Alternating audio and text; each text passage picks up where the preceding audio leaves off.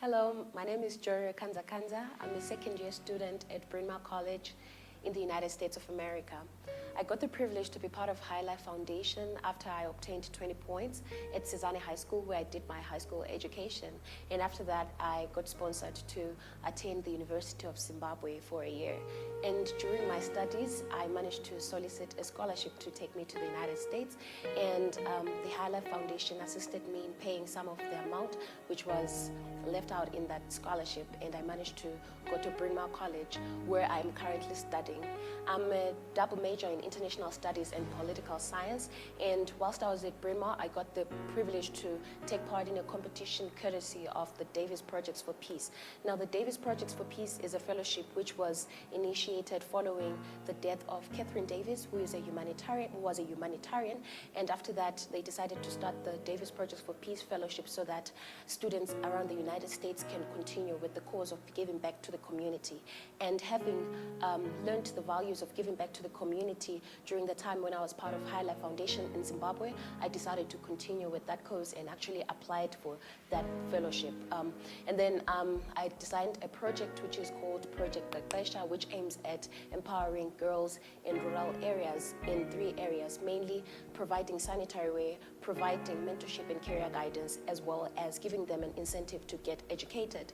Fortunately enough, my project got funded and I came to Zimbabwe to initiate the project at High School, and so far I have managed to do the objectives that I had anticipated initially, and I have managed to donate reusable sanitary wear to all female students at High School. There is a total of 377, so each student has managed to get sanitary wear. And it's not just any kind of sanitary wear, but then reusable sanitary wear, considering the fact that most students drop out of school or they don't attend all their school days because of lack of sanitary wear. So I just wanted to make sure that they do not drop out of school as a result of such purposes. And then secondly, part of the project also includes building a chicken run. The main purpose of the chicken run is so as to ensure that the sanitary wear initiative is sustainable. So the plan is proceeds from the chicken run, which is going to which has got chickens as well as which lay eggs. Proceeds from the chicken run are going to be used to initiate or to rather sustain the sanitary wear initiative. And also, having noticed that most girls in rural areas don't get the incentive to get educated as a result of circumstances around them, including gender disparities as well as lack of funds to get educated, I decided to also initiate mentorship and career guidance platforms, where we actually went there for a week and we engaged the girls on issues such as body image and self-esteem, sex education, as well as HIV and AIDS, including academic excellence as well. And we managed to give a positive impact to the girls, and we managed to actually get feedback from the girls through the feedback forms that we're distributing, where they were honestly telling us how the program was initiated and how it had actually impacted their lives. And after that, we managed to also get a lot of positive feedback from the school's head, who had actually pointed out that most issues that the girls were facing were along the lines of sex education and how most of those girls do not have any forms of access to such information in relation to sex education.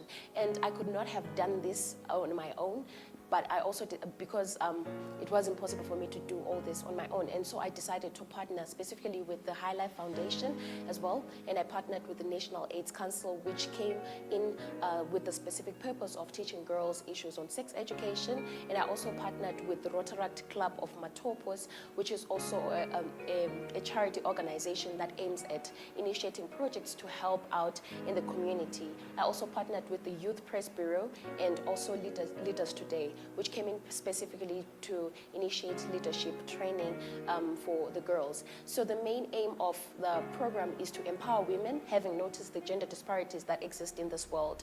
And I decided to come up with this whole initiative, having noticed the idea of how women and men can get the same job, but then men always have to get a higher pay than that of a woman.